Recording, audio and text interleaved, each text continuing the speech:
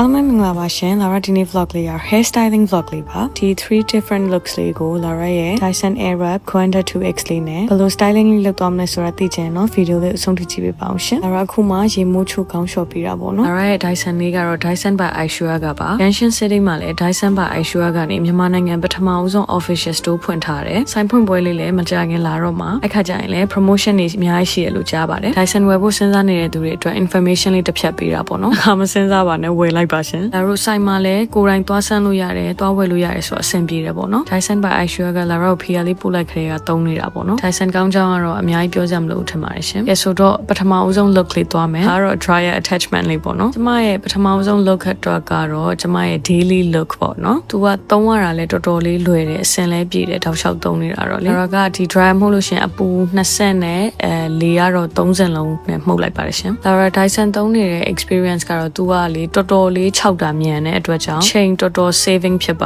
တယ်ကျမအတွက်ပုံမှန်ဆိုလို့ရှိရင် Lara စပင် dryer မဟုတ်လို့ရှိရင်တော်တော်အချိန်ပေးရတယ်ဆိုတော့လေကဲပထမဆုံး look လေးကတော့ Lara စပင်အောက်ဖျားတွေကိုမမှုတ်ဖဲနဲ့အပေါ်နားလေးတွေကိုပဲအဓိကဥယျာဉ်ပြားနားလေးတွေမှုတ်လိုက်တယ်ပေါ့နော်အောက်လေးတွေကိုမဆိုးမချောက်လေးပေါ့ကွာအဲ့အချိန်မှာပုံမှန်ဆိုလို့ရှိရင်အရင်တော့ကခေါင်းဖိနဲ့ဖိတယ်ပေါ့နော်ကျမအခုကတော့ခေါင်းဖိနဲ့လုံးဝမဖိတော့ပါဘူးရှင် Dyson ရဲ့ဒီ smooth attachment လေးနဲ့ Lara စပင်ကိုအရင်ဆုံးရှင်းလိုက်ပါတယ်ခေါင်းဖိလုံးဝမသုံးတော့ပါဘူး Dyson Quanta 2X မှာတော့ attachment လေး6ခုပါပါတယ်ရှင်6ခုလုံးကသူ့ညာနဲ့သူတော်တော်လေးအသုံးဝင်တယ်ကျမတို့တော့ smooth attachment လေးကတော့ကျမခေါင်းဖိရဲ့နေရာမှာအရန်ကိုကြိုက်တယ်သပင်လေးရှုပ်ရှက်မခတ်နေပဲနဲ့ရှင်းရတာတော်တော်လွယ်တယ်ပေါ့ခေါင်းလျှော်ပြီးချင်းဒါ dryer မှုတ်ပြီးချင်းအရန်ကိုရှုပ်ရှက်ခတ်နေတဲ့အခြေအနေမှာဖိချလိုက်တာပေါ့နော်သပင်ကျွတ်တာလည်းတက်တာသွားတယ်သပင်လေးတွေလည်းတော်တော်လေးရှင်းပြီး smooth ဖြစ်သွားတယ်ပေါ့နော်ဗီဒီယိုထဲမှာဆိုလဲလာတော့တစ်ခါလေးလုတ်ပြထားတာတွေ့မယ်ထင်ပါတယ်ရှင် shining grinding လေးပါဖြစ်သွားတာပေါ့နော်သူကဒါကတော့ကျမရဲ့လုံးဝ daily look ပေါ့နော်သပင်ကိုဘလို့ပုံသွင်းလဲလို့မေးတဲ့သူတွေအတွက်ဒီလိုပဲပုံသွင်းပါတယ်ရှင်ကျမ trade to အများကြီးတော့မလုပ်တတ်ဘူးအဲ့တော့ပထမဆုံး daily look လေးပြီးသွားပါပြီနောက်ထပ် look လေးကတော့ date night look လေးပေါ့နော်ဒီခုနက daily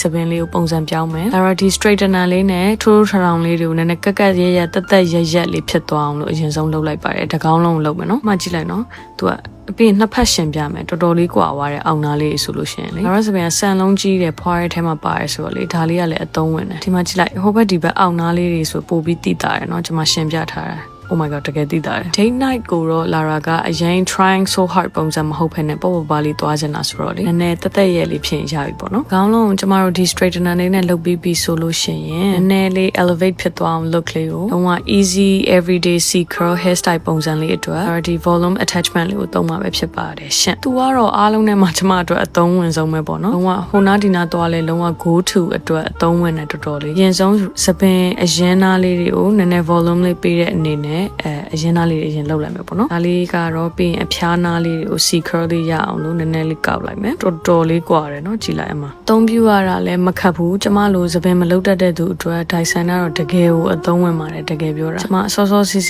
ီလေးဝယ်လိုက်တင်တာပေါ့နော်အခုမှဝယ်မိလို့နောင်တရ2026မှာရတာဒါဆိုရင်တော့ကျမရဲ့ day night look လေးအတွက်တက်ရက်လေးလှလှပပလေးဖြစ်သွားပါပြီရှင်နောက်ဆုံး look လေးကတော့ကျမ glam look လေးပေါ့နော်ဒီ look 3ခုလုံးအတွက် makeup ကတော့ကိုပြင်တတ်လို့ပြင်ထားတာပါ attachment လေး2ခုကတော့ Dyson မှာအသက်ပေါ့နော် curl လုပ်တဲ့ attachment လေး2ခုမှာ Lara ဒီအကြီးလေးကိုသုံးပါမယ်ရှင်သူကအတွင်းကောက်အပြင်ကောက်လည်းရတယ် Lara ကတော့အမြဲတမ်းအပြင်ကောက်ပဲကောက်ပါတယ် Vin session တွေအများကြီးမယူဘဲနဲ့ဖြည်းဖြည်းချင်းလေးလုပ်ပေးတာပို့ပြီးတော့ခံတယ်အောင်းချော်ပြီးချင်းမဆိုးမချောက်အချိန်မှာလုပ်လို့ရှင်ပို့ပြီးကောက်ပါတယ်အမှန်တော့လေဒါတော့ကျွန်မ original စပယ်မှာလုပ်တာပေါ့နော် bar spray bar products မှာမပါဘဲနဲ့ရလာတဲ့ result လေးပဲဖြစ်ပါတယ်ဟိုကတကယ်လို့ volume ပို့ပြီးလိုချင်တယ် long lasting ပို့ဖြစ်ချင်တယ်ဆိုရင် products လေးကိုသုံးတတ်လို့သုံးလို့ရပါတယ်ကျမတော့တက်နိုင်တဲ့လောက်စပင်ပျက်စီးတာမခံတဲ့သူဆိုတော့လေဘာမှမသုံးတာများပါတယ်သုံးတတ်ရင်သုံးတတ်တယ်လို့ပတ်စံကုန်နေမှာဆိုလို့ဒီ attachment အကြီးလေးနဲ့ Lara တကောင်းလုံးကိုကောက်တက်လို့ကောက်လိုက်ပါတယ်ရှင်သူကသူလေးတော့ look လေးကပေါ်သွားတယ်ပေါ့နော် makeup look တွေကိုလာမမေးနဲ့တော့ရှောက်ပြင်ထားတာပြုတ်ဆိုးရလည်းမပြောကြနဲ့ clip ဖြစ်ရတာအရန်ပျော်စရာကောင်းပါတယ်အမှန်တော့လုပ်လေးတွေရှုပ်ပြီးလုပ်စရာလေးတွေများတာပေါ့ကွာဘင်ကတော့တကယ်ဒုတိယမျက်နှာနော်